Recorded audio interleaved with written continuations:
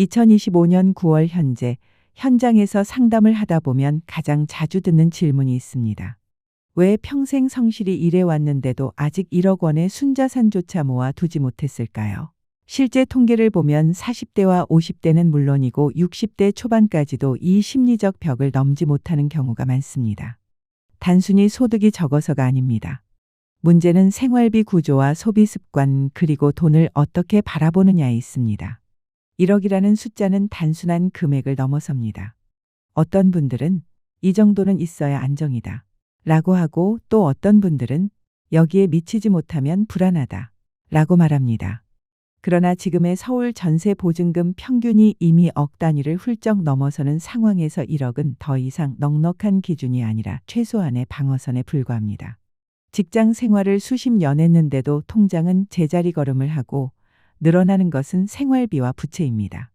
최근 몇 년 사이 집값은 불안정하게 오르내리고 자녀 교육비와 대학 등록금은 매년 오르고 있습니다. 게다가 부모 부양과 장기요양보험 부담까지 겹치면 본인을 위한 저축은 뒷전으로 밀릴 수밖에 없습니다. 상담 현장에서는 마침이 빠진 독에 물을 붓는 듯하다는 하소연을 자주 듣습니다. 지금 우리의 경제 환경은 과거 어느 때보다 불안정합니다. 한국은행은 기준금리를 3%대에서 단계적으로 조정하고 있지만 생활 현장에서 체감하는 부담은 오히려 커지고 있습니다. 특히 중장년층에게 이 변화는 훨씬 더 크게 다가옵니다. 예를 들어 올해 들어 수도권 전세 가격이 다시 상승세를 보이고 월세 전환도 늘고 있습니다. 집을 소유한 분들은 재산 가치가 올랐다고 위안을 삼지만 실제로는 보유세와 관리비, 금리 부담이 커져 현금 유동성은 오히려 줄어드는 경우가 많습니다. 물가도 심각합니다. 한국소비자원 자료에 따르면 2025년 여름 기준으로 생필품과 식료품 가격은 전년 대비 4에서 5% 이상 오른 품목이 많습니다. 김치, 쌀, 식용유 같은 기본식품은 물론이고 혈압약이나 당뇨약, 건강보조식품 가격까지 꾸준히 오르고 있습니다. 은행 예금 이자는 3% 안팎이지만 체감 물가 상승률은 5% 이상이니 통장에 돈만 넣어두면 해마다 돈의 가치가 줄어드는 셈입니다. 상담을 하다 보면 잔액은 그대로인데 생활비는 갈수록 빠듯하다 라는 하소연을 수도 없이 듣습니다. 여기에 고령층에게 직접적으로 다가오는 부담은 장기요양보험료와 의료비입니다.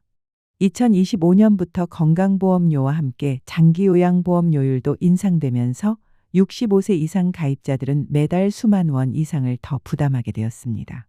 지금은 체감이 덜할 수 있지만 부부가 함께 고령이 되었을 때 이 비용은 매달 몇십만 원대 고정지출로 작용해 노후 생활을 크게 압박하게 됩니다. 의료비 역시 마찬가지입니다. 건강보험이 보장하지 않는 틀니, 임플란트, 만성질환 약값은 여전히 본인 부담이 커서 준비가 없으면 통장이 금세 비게 됩니다. 마지막으로 최근 몇 년간 급격히 늘어난 금융사기도 간과할 수 없습니다. 특히 60세 이상 고령층을 노린 보이스피싱과 투자 사기는 2025년 상반기에만 5천억 원 이상의 피해액을 기록했습니다. 나는 괜찮겠지 하다가 평생 모은 퇴직금이나 전세 보증금을 하루아침에 잃는 사례도 심심치 않게 들려옵니다.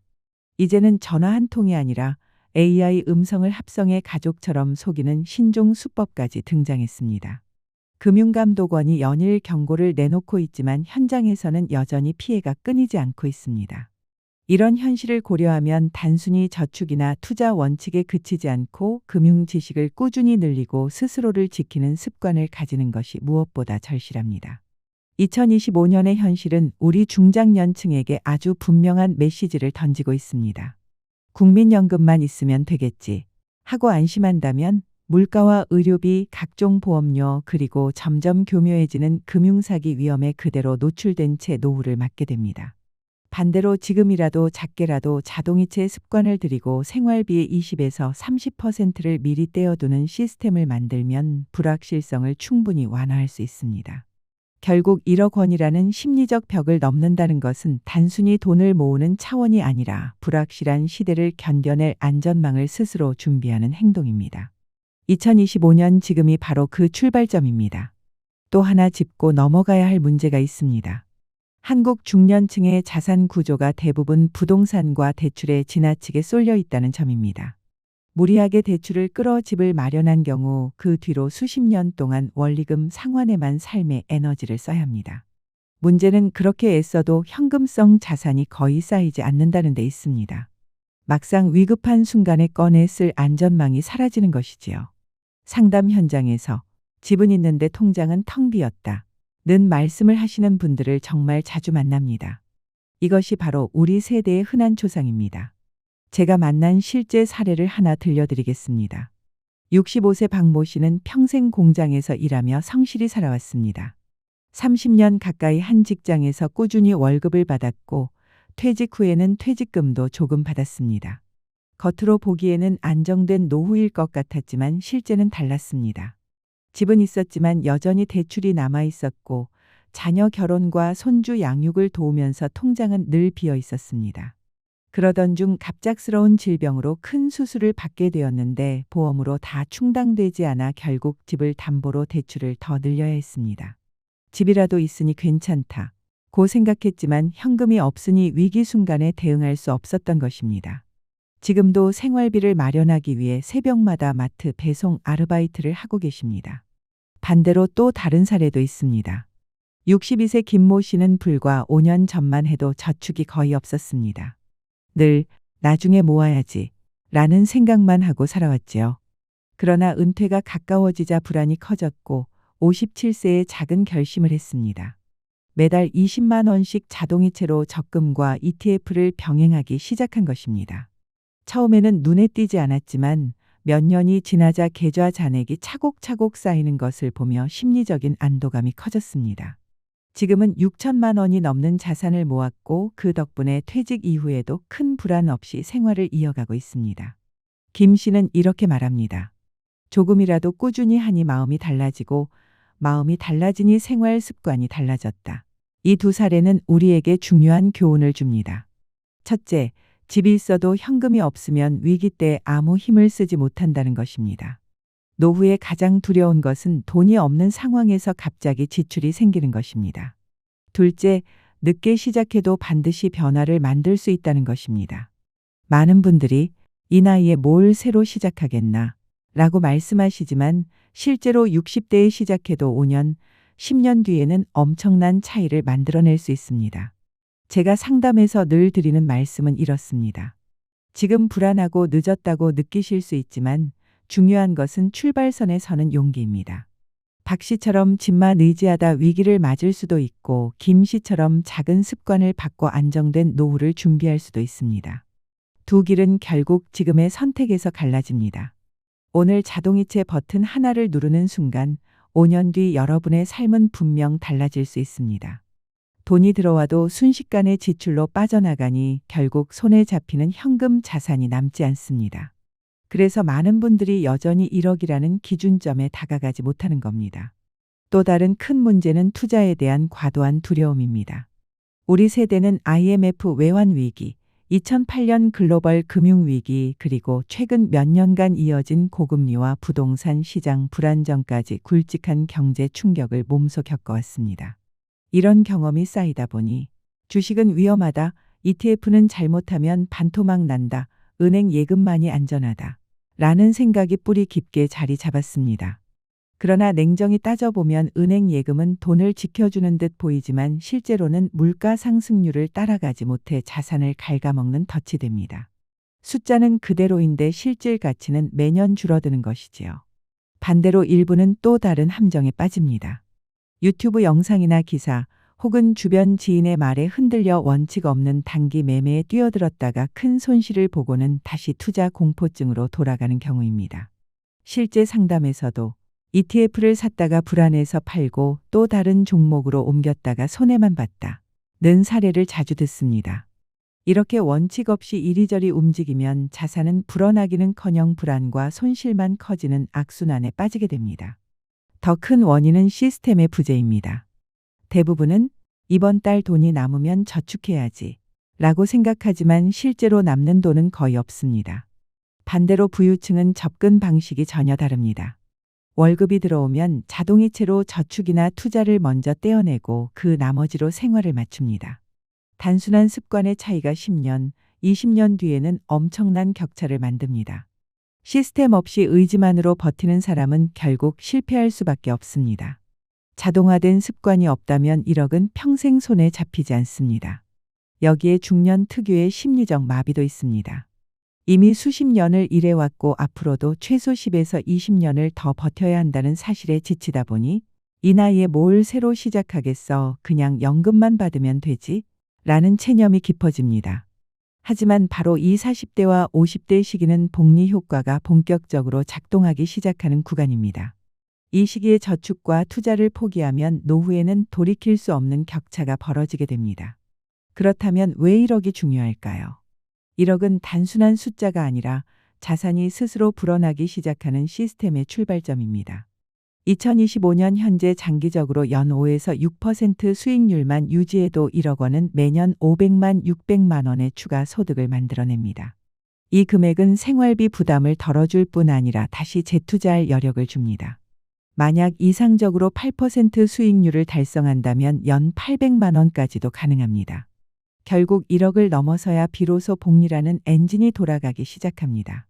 그렇지 않으면 늘 제자리에서 다시 출발해야 하는 불안 속에 살 수밖에 없습니다. 상담 현장에서 가장 많이 듣는 질문은 그럼 구체적으로 지금 뭘 시작해야 합니까? 입니다. 머리로는 원칙을 알지만 행동으로 옮기는 방법을 모르니 늘 주저하게 되는 것이지요. 저는 늘 3가지 단계를 말씀드립니다. 첫째, 계좌를 반드시 분리해야 합니다. 생활비 통장과 저축 투자 통장은 철저히 따로 두어야 합니다. 월급이 들어오면 생활비 통장에는 필요한 만큼만 남기고 나머지는 자동이체로 저축 투자 통장으로 바로 옮겨야 합니다. 요즘 은행 앱은 고령층도 쉽게 사용할 수 있도록 자동이체 예약 기능을 간단히 걸 수 있게 되어 있습니다. 처음에는 월 10만 원, 20만 원처럼 부담 없는 금액으로 시작해도 충분합니다. 중요한 건 금액의 크기가 아니라 꾸준히 자동으로 빠져나간다는 시스템을 만드는 것입니다. 둘째, 비상 자금을 반드시 확보해야 합니다.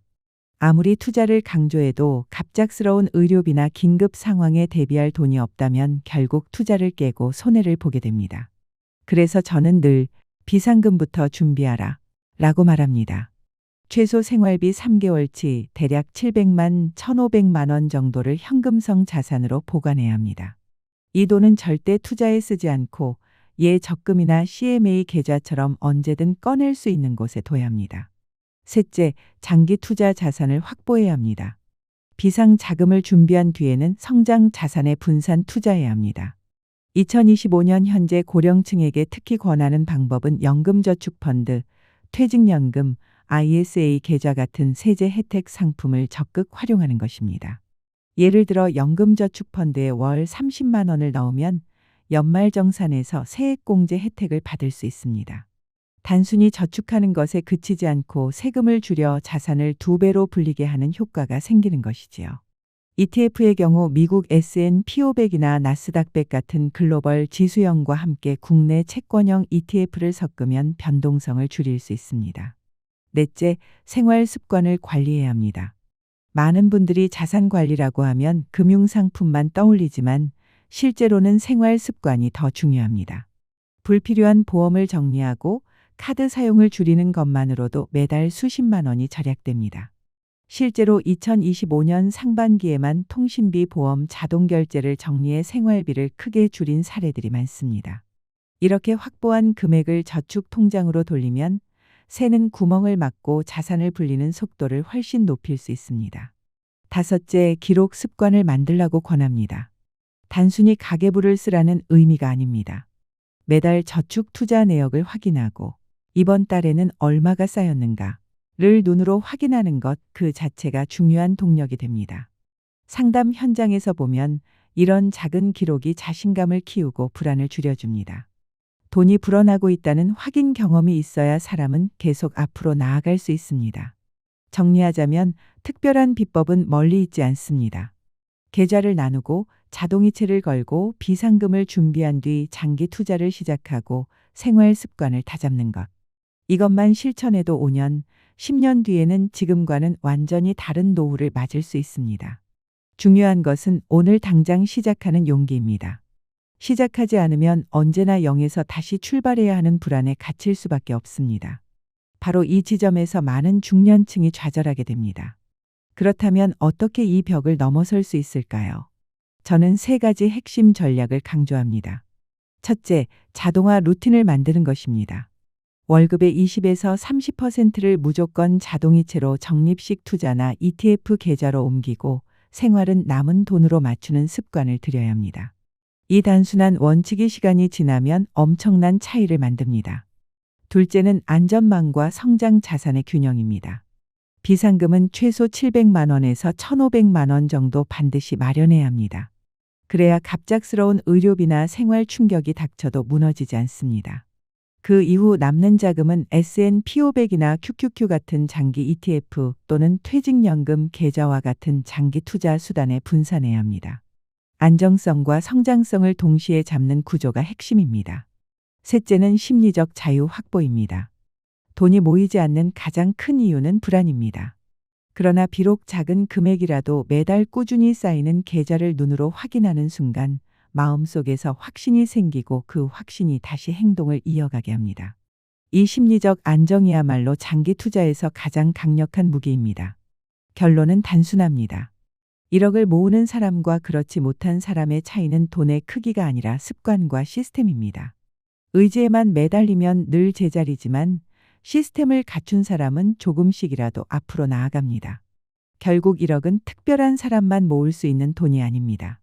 매달 자동으로 쌓이는 작은 행동이 만들어내는 필연적 결과입니다.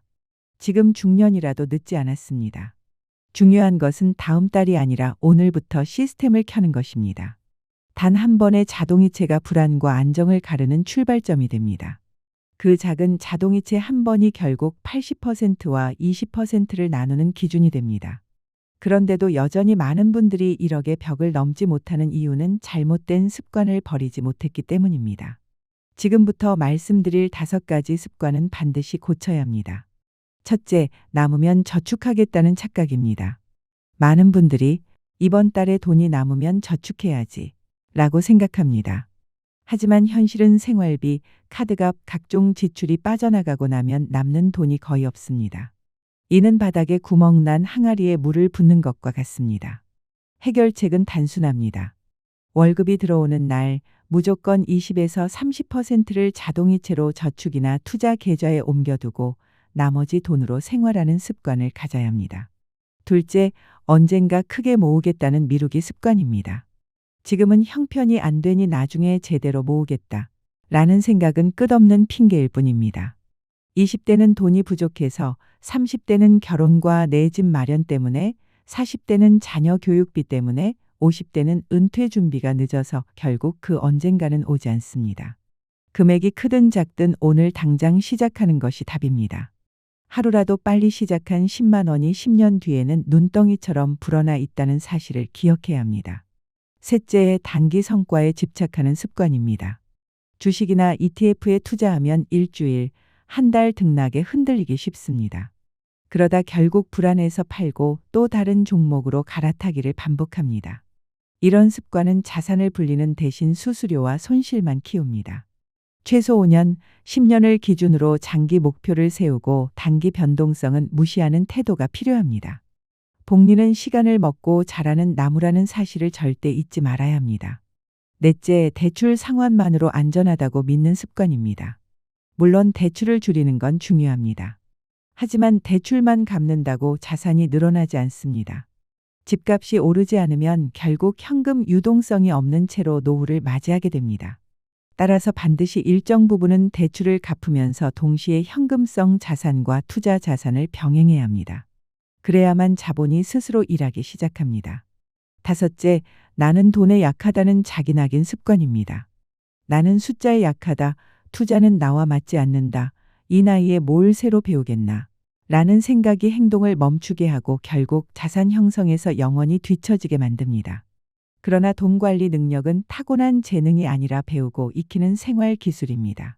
누구나 늦더라도 충분히 바꿀 수 있다는 점을 명심해야 합니다. 돈 문제는 결국 재능이 아니라 습관과 시스템의 문제입니다. 작은 성공 경험이 쌓이면 자신감이 생기고 그 자신감은 복리처럼 시간이 갈수록 커집니다. 실제로 60세 이후에 처음 저축이나 투자를 시작했더라도 꾸준히 자동화 습관을 유지한 분들은 5년, 10년 안에 안정적인 자산을 마련하는 경우가 많습니다. 중요한 것은 자신에게 쉬운 낙인을 버리고 오늘 작은 행동 하나라도 실천하는 용기입니다. 많은 중년층이 스스로를 깎아내립니다. 나는 숫자에 약하다. 투자 같은 건 나와 맞지 않는다. 이 나이에 뭘 새로 배우겠나. 이런 생각이 행동을 멈추게 하고 결국 자산 형성에서 영원히 뒤처지게 만듭니다. 그러나 분명히 말씀드리지만 돈은 타고난 능력이 아니라 습관과 시스템의 문제입니다. 단 한 번의 자동이체, 단 한 번의 소비 습관 점검이 시간이 지나면 큰 격차를 만듭니다. 그렇다면 1억을 모은 사람들은 무엇이 달랐을까요? 특별히 연봉이 높아서도 더 좋은 배경을 가져서도 아닙니다. 차이는 단 하나, 낡은 습관을 버리고 새로운 시스템을 받아들였느냐입니다. 매달 자동이체로 ETF를 꾸준히 매수한 사람, 작은 돈이라도 포기하지 않고 모은 사람, 단기 유혹에 흔들리지 않고 버틴 사람.